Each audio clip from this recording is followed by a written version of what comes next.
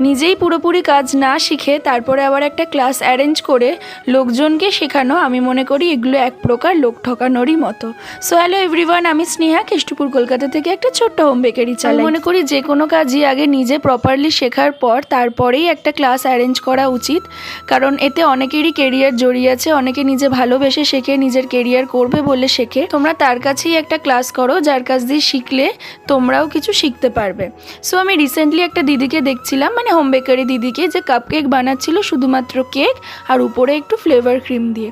এভাবে কিন্তু একেবারেই কাপকেক বানানো হয় না, তাই আমি ভাবলাম যে আমার অর্ডারের ভিডিওগুলো তোমাদের সাথে শেয়ার করি। স্কচ, কফি, চকলেট আর ভ্যানিলা কাপকেকের অর্ডার ছিল। কিভাবে বানালাম তোমরা তো দেখলেই। চকলেটের মধ্যে গেছে ভরে ভরে গানাশ, চকলেট ক্রিম, উপর দিয়ে আরও অনেকটা গানাশ।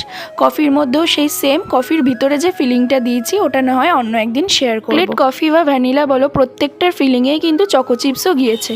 আর বাটারস্কচে তো বাটারস্কচ ক্রাশ আর পিনাট চিকি গিয়েছে। এইভাবে কাপকেক বানালে কিন্তু টেস্ট অনেক বেশি ভালো আসে আর অনেক বেশি অর্ডারও পাওয়া যায়। সো আজকের মতো বাই।